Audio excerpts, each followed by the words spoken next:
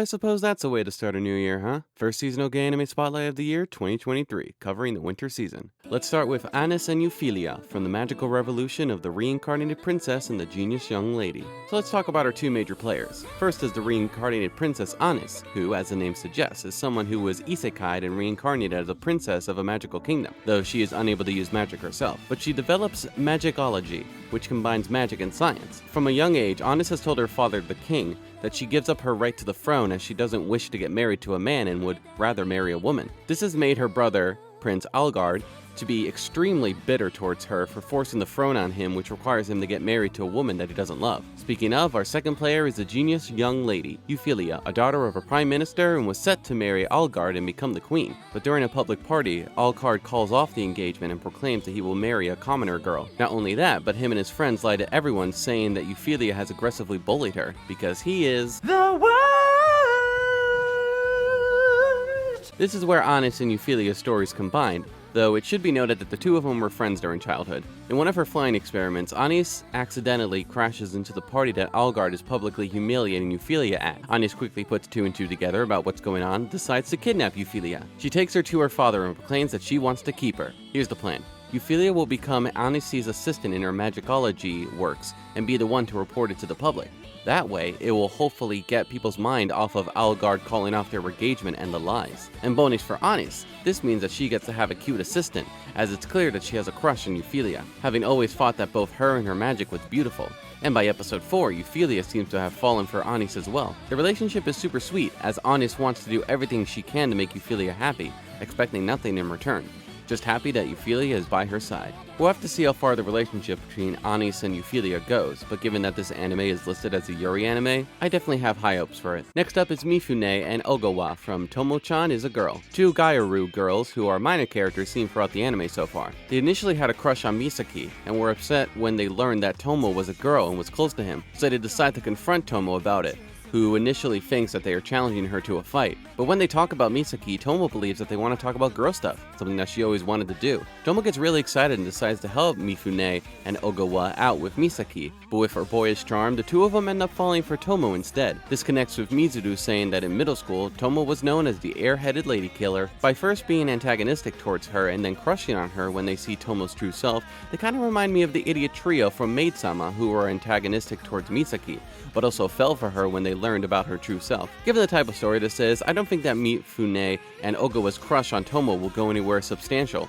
or that Tomo will even learn about it. But hey, so far they are a cute duo with a gay crush that they don't yet understand. Now onto the queer characters from the previous season of anime. And first, let's do a quick check-in with Kita from Bocchi the Rock, the popular girl at school who has a crush on her senpai Rio. And what was seen before last time is what is shown throughout the season.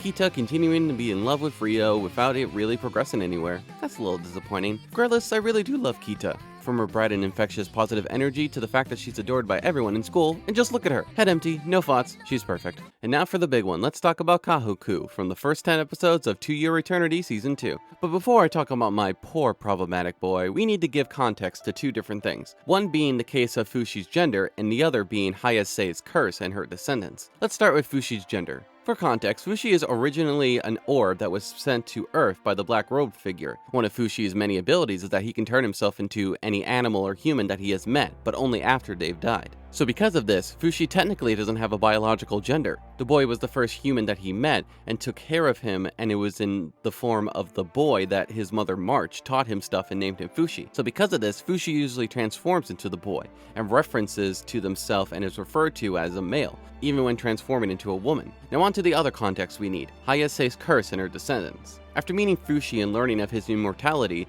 Hayase became obsessed with Fushi and wants to control him. After being scarred by Fushi, she starts to become more and more obsessed with him to the point of wanting to possess him and killing anyone who has a connection to him, like Perona. Later on, Hayase managed to track Fushi down and is now determined to sleep with him and bear his children, hopefully creating immortal children. Thankfully, Fushi is able to escape from her, though a knocker, the enemy of Fushi, ends up fusing itself with Hayase's arm. Many decades later in Season 2, Fushi meets Hisame, Hayase's granddaughter and self-proclaimed reincarnation, someone who is also obsessed with Fushi and wants to bear his children, despite being a little girl. Thankfully, both Fushi and Himase are completely unaware of what that truly means, so nothing gross happens. But this is where the curse takes place, as Himase and her descendants, who possess the same knocker in their arm, continue to give birth to girls to continue to protect Fushi and try to sleep with him to have an immoral child.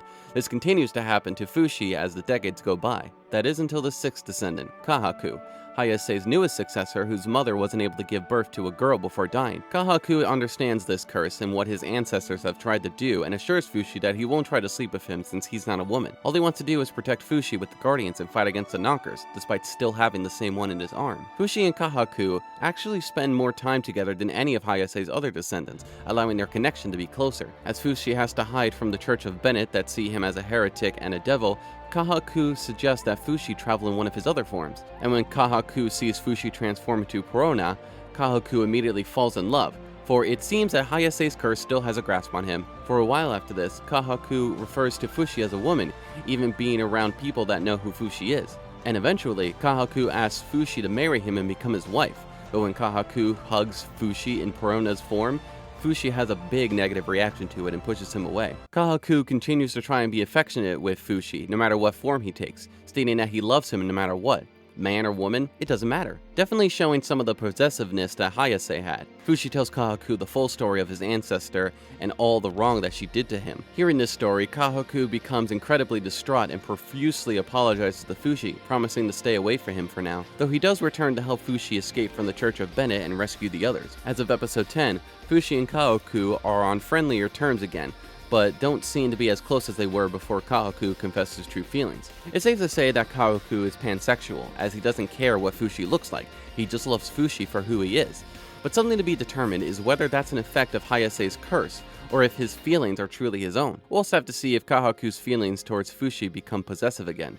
Tune in next time to find out. You know, sometimes I think for a long time on how to end these videos. I used to do a boring ending speech, but I got tired of that. So each video I make, I try to do something new with it. Do I end with a snarky comment or a reference clip that has nothing to do with anime? I mean, what do you really think about it? Okay, I'll shut up. I'm not one that has to keep talking. Some fellas just have to keep their mouths flapping, but not me. I was brought up right. My pa used to tell me shut up, and I'd shut up. I wouldn't say nothing. One time darn near starved to death. Wouldn't tell a